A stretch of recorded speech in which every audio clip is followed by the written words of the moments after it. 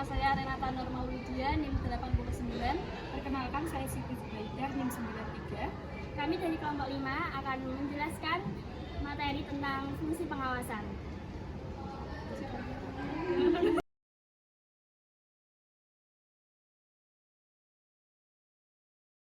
Adalah suatu upaya yang sistematik untuk menetapkan kinerja standar pada perencanaan, untuk merancang sistem umpan balik informasi, untuk membandingkan kinerja aktual dengan standar yang telah ditentukan, untuk menetapkan apakah telah terjadi suatu penyimpangan tersebut, serta untuk mengambil tindakan perbaikan yang diperlukan untuk menjamin bahwa semua sumber daya perusahaan atau pemerintahan telah digunakan seefektif dan seefisien mungkin guna mencapai tujuan perusahaan atau pemerintahan.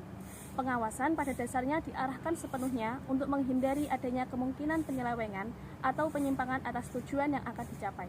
Melalui pengawasan diharapkan dapat membantu melaksanakan kebijakan yang telah ditetapkan untuk mencapai tujuan yang telah direncanakan secara efektif dan efisien. Dengan adanya pengawasan, maka perencanaan yang diharapkan oleh manajemen dapat terpenuhi dan berjalan dengan baik. Pengawasan dilakukan oleh pimpinan instansi atau pegawai yang lebih tinggi kedudukannya dari pegawai yang diawasinya.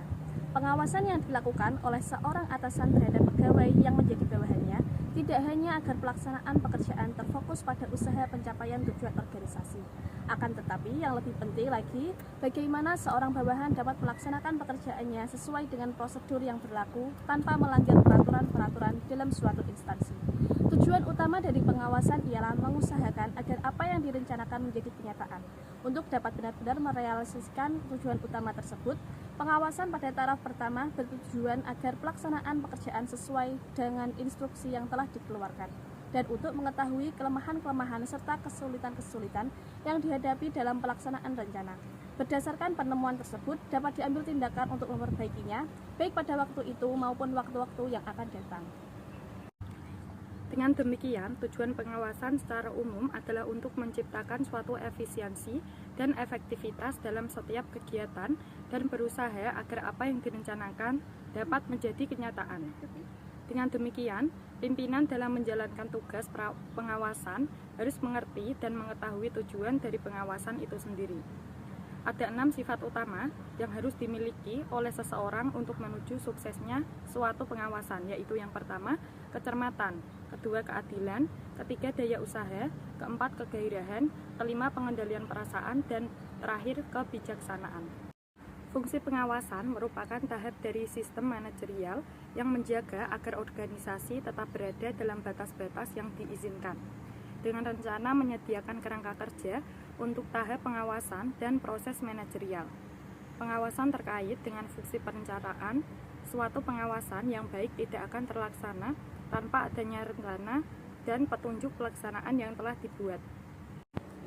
Ciri-ciri pengawasan. Pengawasan memiliki beberapa ciri yang dapat dikenali. Di antaranya, yang pertama yaitu pengawasan dilakukan dengan tujuan untuk memastikan bahwa kegiatan atau proses berjalan sesuai dengan perencanaan atau aturan yang telah ditetapkan.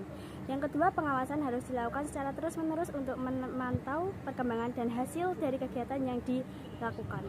Nomor 3 yaitu pengawasan mencakup kegiatan sesuatu, evaluasi untuk menilai apakah tujuan yang diinginkan tercapai dan untuk menemukan masalah yang perlu diperbaiki. Nomor 4 yaitu dalam pengawasan, data dan informasi yang akurat sangat penting untuk mengambil keputusan yang efektif. Nomor 5 yaitu pengawasan biasanya dilakukan oleh pihak yang memiliki pengetahuan dan keahlian dalam bidang yang diawasi. Nomor 6, pengawasan tidak hanya untuk mendeteksi masalah yang sudah terjadi, tetapi juga untuk mencegah terjadinya masalah di masa depan dan melakukan perbaikan jika diperlukan. Nomor 7, pengawasan dilakukan dengan menggunakan alat atau teknik tertentu seperti inspeksi. Sistem pengawasan. Dasar sistem pengawasan merupakan fondasi yang kuat dalam membangun suatu sistem pengawasan yang efektif dan efisien. Dasar ini mencakup berbagai aspek, mulai dari teori manajemen hingga praktik-praktik terbaik dalam bidang pengawasan. Beberapa teori yang menjadi dasar sistem pengawasan antara lain yaitu pertama, teori kontrol. Teori ini menekan pentingnya pengendalian dalam mencapai tujuan organisasi. Pengawasan merupakan bagian integral dari pengendalian, yaitu memastikan bahwa kegiatan yang dilakukan sesuai dengan rencana. Yang kedua yaitu teori birokrasi. Teori ini menekankan pada pentingnya struktur organisasi yang jelas, pembagian tugas yang tegas, dan hierarki kekuasaan dalam rangka mencapai sistem yang efisien. Objek pengawasan. Memahami apa yang menjadi fokus pengawasan. Objek pengawasan adalah segala sesuatu yang menjadi target atau fokus dalam suatu kegiatan pengawasan. Dalam konteks yang lebih luas, ini bisa merujuk pada individu, kelompok, proses, sistem, atau bahkan kebijakan yang sedang dinilai atau dievaluasi. Contoh objek pengawasan dalam pemerintahan, kinerja pegawai negeri sipil atau PNS, dalam perusahaan, kualitas produk atau jasa, dalam pendidikan, proses pembelajaran dalam masyarakat, yang terakhir, tingkat kepatuhan terhadap peraturan daerah. Standar operasi prosedur pengawasan. Standar operasional prosedur atau SOP pengawasan adalah kumpulan aturan dan prosedur yang harus diikuti saat melakukan kegiatan pengawasan. Tujuannya adalah untuk memastikan bahwa proses pengawasan dilakukan secara sistematis dan terstandarisasi, meningkatkan efisiensi dan produktivitas proses pengawasan, dan mendokumentasikan kegiatan pengawasan dengan cara yang jelas dan akurat. Ruang lingkup prosedur operasional standar atau SOP pengawasan mencakup sebagai jenis pengawasan seperti kinerja, keuangan, dan lingkungan, unit atau wilayah yang harus diawasi. Pengawasan yang efektif. Proses pengawasan yang efektif memastikan bahwa operasi organisasi berjalan sesuai rencana dan mencapai tujuan. Tujuan pengawasan yaitu memastikan kepatuhan terhadap kebijakan dan prosedur. Komponen pengawasan yang efektif dalam perencanaan pengawasan, menyusun rencana pengawasan yang mencakup tujuan, ruang lingkup, dan metode. Ini akan mendeteksi kesalahan dan meningkatkan efisiensi dan efektivitas operasional.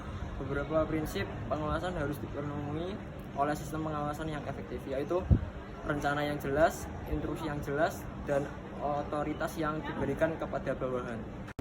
Jenis pengawasan yang tersedia adalah sebagai berikut.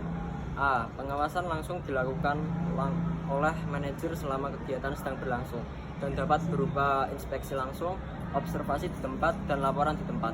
B. Pengawasan tidak langsung dilakukan dari jarak jauh melalui laporan yang diberikan oleh bawahan dan dapat berupa laporan tertulis dan lisan. Pengawasan yang baik membantu manajer merencanakan dan melaksanakan tugas untuk memastikan bahwa tujuan perusahaan tercapai, termasuk melacak dan mengevaluasi aktivitas dan perusahaan.